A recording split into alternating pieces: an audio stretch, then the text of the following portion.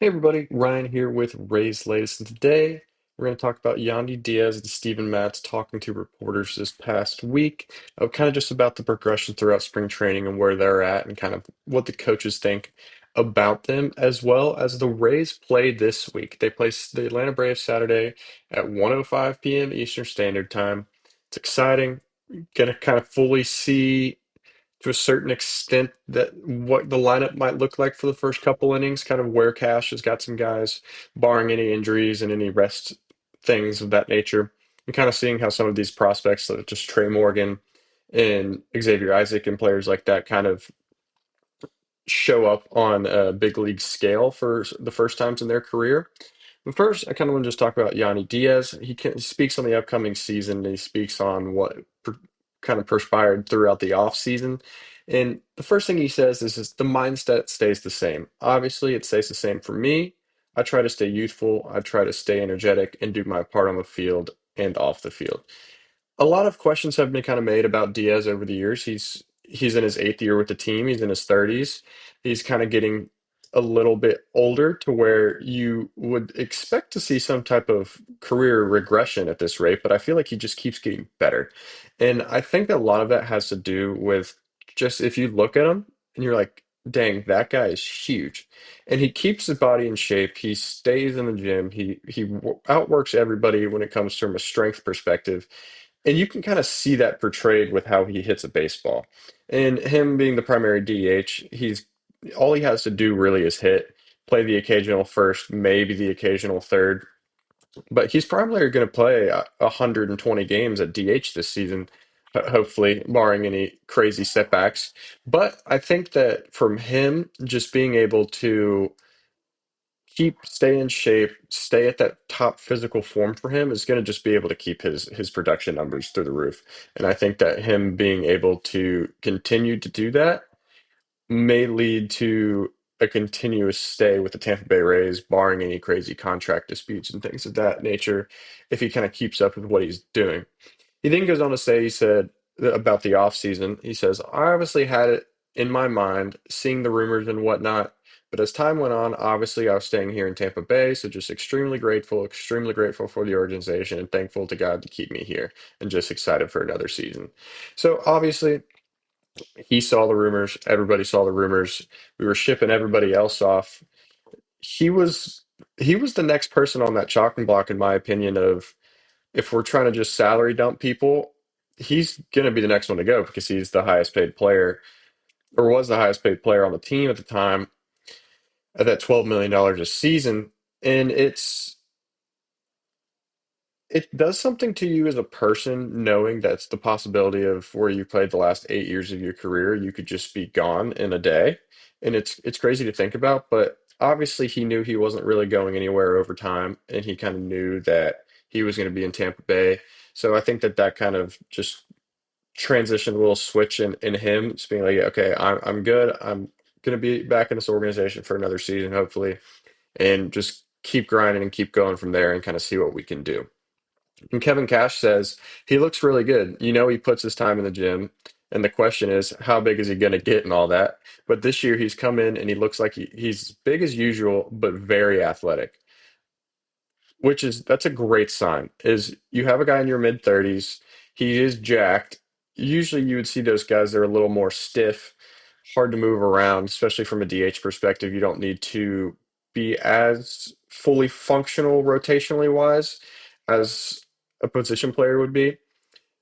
But the head coach coming in and saying that he even looks more athletic and he's big, that's a great sign. And I think he's going to put up great numbers this season as well. He says, obviously, there's a lot of new faces, but the mindset stays the same. We've got to compete. We've got to do our part. It's exciting just to see all the new faces, but everything stays the same.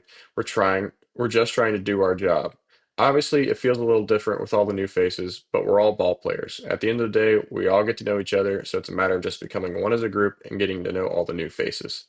Kevin Cash goes on to say that he loves what he heard from Diaz about that situation.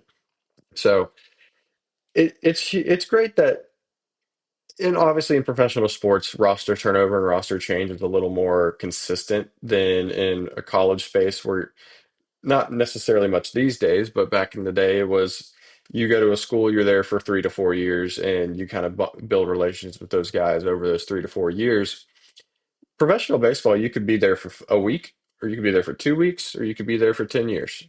You don't know, and you could be traded at any instant. And so obviously you're going to see new faces, but the leaders of the team kind of coming out and saying they're happy to see all these new guys. They're happy to see the new faces, bond, build relationships with these guys.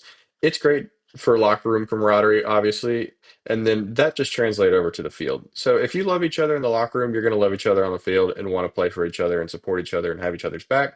So I think that that's great. That especially the leader of the organization, who's obviously is going to say not say he hates seeing all new faces, obviously, but just having that you love to believe it that it's actually true, and I do think it is true. I think that these guys all really do like each other, and I think that we're going to kind of see a little surprise in the season, in my opinion, just based on kind of how the team is shaped around each other and kind of the bonds that they've made. But then he goes on to speak about Brandon Lau. He says, "Obviously, I'm going to miss him a lot. We had a really good relationship. Not seeing him here, I'm just going to miss him." It's an interesting dynamic because you're excited for him, but he's going to keep playing. But obviously, a little upset that he's now on a new team. So obviously, you would expect him to be a little upset about Brandon Lau leaving. They played with each other for 8 years. It's the longest relationship on that team, obviously, because now that Diaz is the longest tenured member of the team.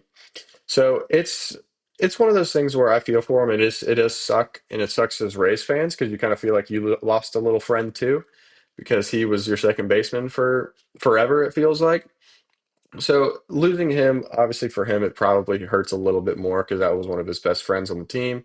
They hang out all the time. That you spend almost every day with each other for 8 years straight. You're going to become good friends. So I think that him kind of acknowledging that he's excited for him. It's nice, and I think that I think Lau's going to have a great year. I think Diaz is going to have a great year. Just sucks that he's not in Tampa to do so. The next thing I want to talk about is Steven Matz's kind of progression this offseason. Snyder comes out and says, as well as Kevin Cash, says, Matzy was up to 94, 95. So encouraged by that. He's just made steady progress. Schneider then goes on to say, went out and visited him mid-January, and where his velocity is, the gains are creeping in. So that's one of those things where it's huge to see that our newest kind of back end rotation guy is mid 90s with his fastball. And I think that him being a lefty throwing 95, that's going to play. And obviously, in a major league level, you have to have off speed to be able to compete and be able to throw off speed for strikes at any location at any time to be successful in Major League Baseball. But seeing those velocity gains, seeing the progress there, I think it's going to be big. I do think for me, truly, I think the biggest issue with Mats is going to be just the workload at the end of the day.